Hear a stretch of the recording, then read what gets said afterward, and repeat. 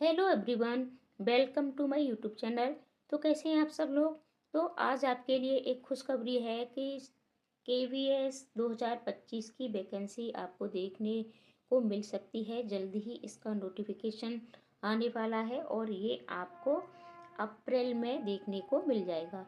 यानी अप्रैल में इसका नोटिफिकेशन आने की पूरी पूरी संभावना है। और इसकी जो एडवाइजरी होती है वो केवीएस ने अपनी जारी कर दी है कि केवीएस 2025। और लगभग आपके इसमें पद भी बहुत ज़्यादा हैं। आपको 30,000 पदों पर ये वैकेंसी देखने को मिलेगी, जिसमें पीआरटी के भी पद होंगे, टीजीटी के भी होंगे, पीजीटी के भी होंगे। तो इसको कौन कौन आवेदन इसमें कर सकता है, योग्यता क्या होगी, आयु सीमा क्या है, विषय क्या है, सिलेबस क्या है, तो इन सभी बिंदुओं पर आज हम चर्चा करेंगे। वीडियो को आप लास्ट तक अवश्य देखें। और अगर आप चैनल पर पहली बार जुड़ रहे हैं तो चैनल को आप सब्सक्राइब भी अवश्य कर लें। अब देखो, बात कर लेते हैं कि बहुत से आप लोगों में से जो भी उम्मीदवार हैं, ठीक है, उनको ये कन्फ्यूजन बनी रहती है कि इसमें आवेदन कौन कौन कर सकता है।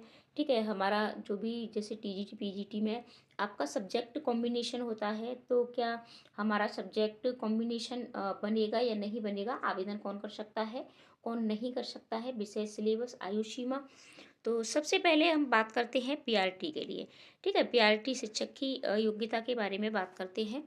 तो पीआरटी के लिए आपकी शैक्षिक योग्यता यानी आपकी 12वीं कक्षा 50% अंकों के साथ पास होनी चाहिए। यानी आपने 12वीं किया है, 12th किया है, लेकिन आपके जो मार्क्स हैं, ठीक है, नंबर हैं, वो आपके 50% होने चाहिए। और इसके साथ ही साथ आपके पास, ठीक है, पीआरटी के लिए बीएड नहीं होना चाहिए। बीएड वाले पीआरटी में मान्य नहीं होंगे।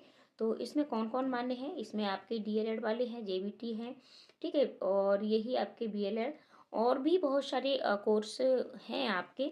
तो ये सभी पीआरटी के लिए मान्य है। बीएड को इससे बाहर कर दिया गया है। अब बात कर लेते हैं कि सीटेट पेपर फर्स्ट आपका पास होना अनिवार्य है।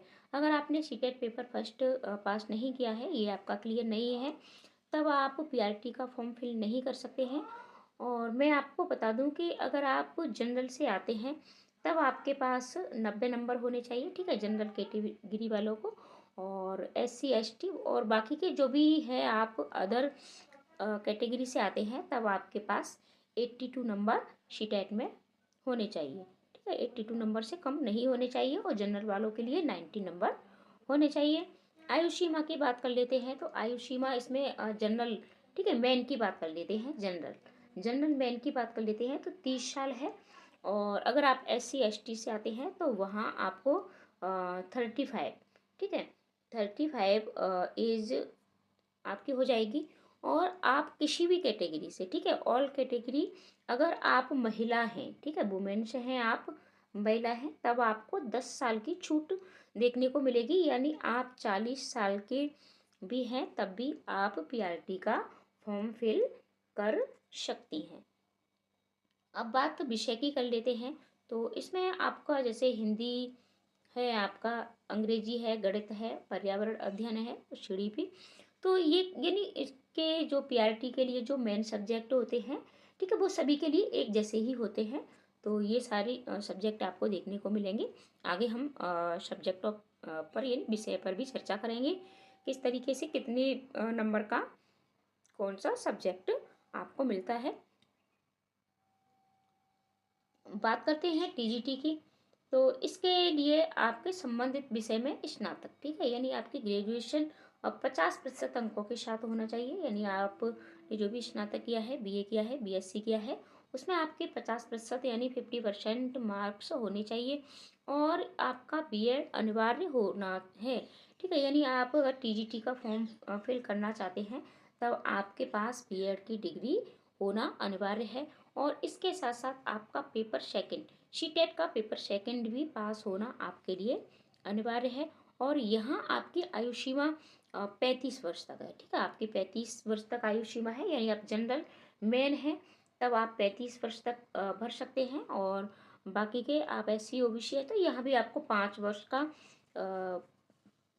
ठीक है, बेनिफिट मिलेगा। और अगर वही महिलाओं की बात करें तो यहाँ महिलाओं के लिए भी 10 साल की छूट दी गई है। तो यहाँ महिलाएं 45 साल तक और अदर कैटेगरी के मेन आपके ठीक है 40 साल तक। तो ये आयु सीमा होगी। अब बात विषय की कर लेते हैं। तो विषय में आपका है जैसे कि आप हिंदी विषय से अंग्रेजी, गणित, विज्ञान, सामाजिक विज्ञान, Sanskrit, computer science, physical education, ये सभी विषय हैं आपके। और लेकिन आपका सीटेट का पेपर 2 क्लियर होना चाहिए। और अब बात कर लेते हैं पोस्ट ग्रेजुएट की।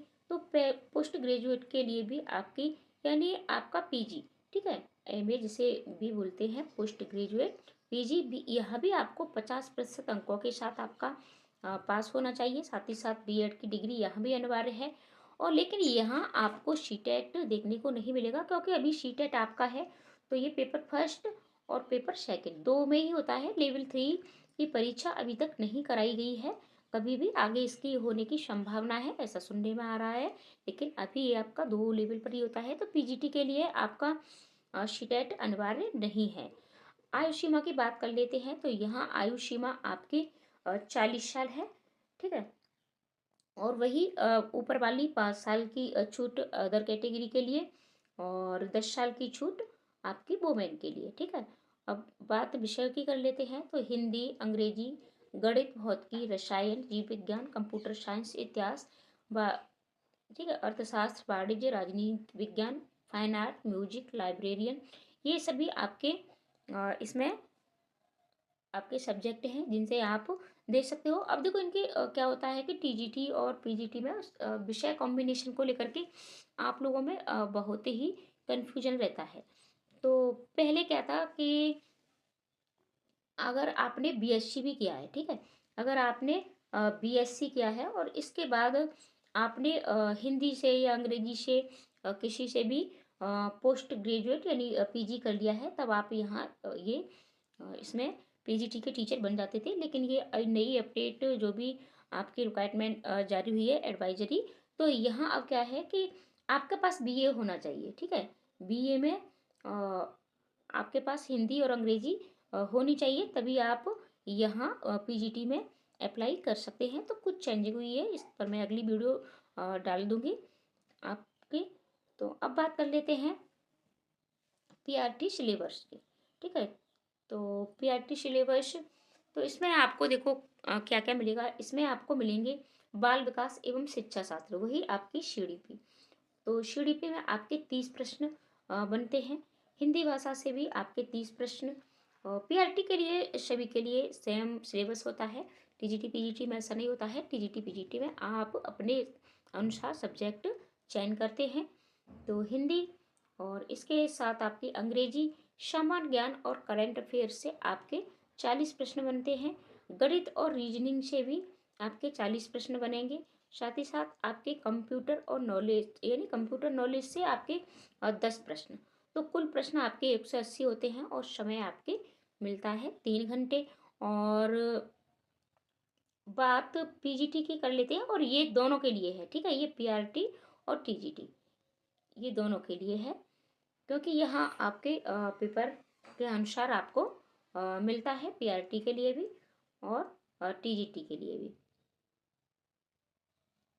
जैसे कि टीजीटी में मैं आपको बता दूं कि आपका सेकंड जो पेपर होता है सीटेट का, ठीक है, सीटेट का। और एक होता है आपका जैसे कि आर्ट वर्ग वालों के लिए और जिसमें एसएसटी वाले प्रश्न आते हैं।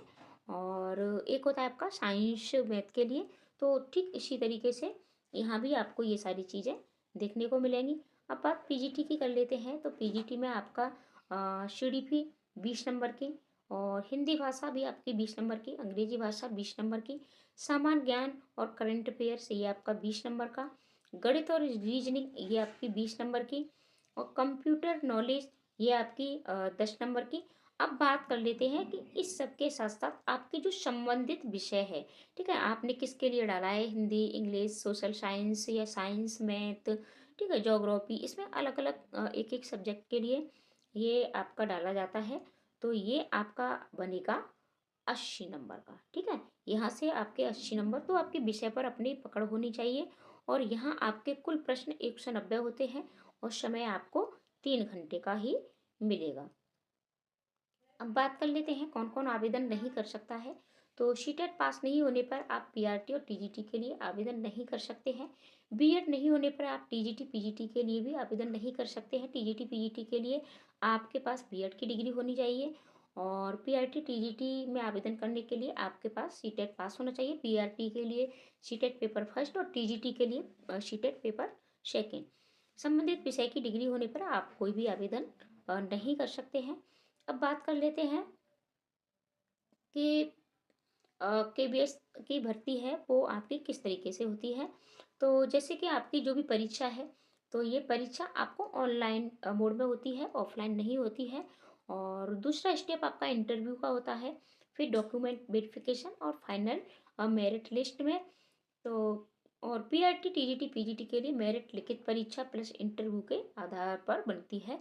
यानी आपकी जो भी लिखित परीक्षा होगी ऑनलाइन मोड पर होगी, तो उसके नंबर और साथ ही साथ आपके इंटरव्यू के नंबर, तो इन दोनों के आधार पर मेरिट बनती है, मेरिट में आपका नाम आता है।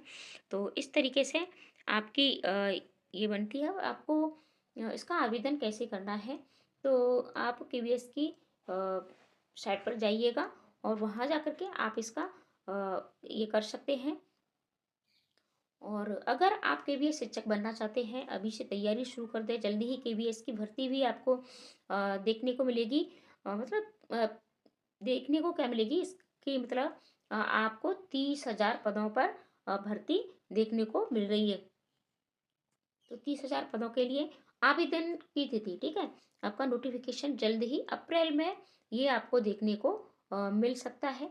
तो ऐसे ही केवीएस की भर्ती की आवेदन की तिथि जैसे ही जारी होगी, आपको सबसे पहले अपडेट दी जाएगी। तो चैनल को सब्सक्राइब भी कर लें, लाइक कमेंट और शेयर भी अवश्य करें। और साथ ही साथ अगर आप तैयारी करना चाहते हैं, तो आपको प्रिपरेशन भी कराई जाएगी। तो आप चैनल पर अवश्य बने रहें। मिलते हैं ऐसे ही अगली वीडियो में। आज के लिए इतना ही, धन्यवाद। वीडियो आपको कैसी लगी है, और आपका जो भी कोई डाउट हो, ठीक है, केवीएस को लेकर के आप कमेंट करिएगा। तो उस पर आपको जल्दी ही वीडियो दी जाएगी, और आपका जो भी डाउट है उस डाउट को क्लियर किया जाएगा। तो आज के लिए इतना ही, धन्यवाद।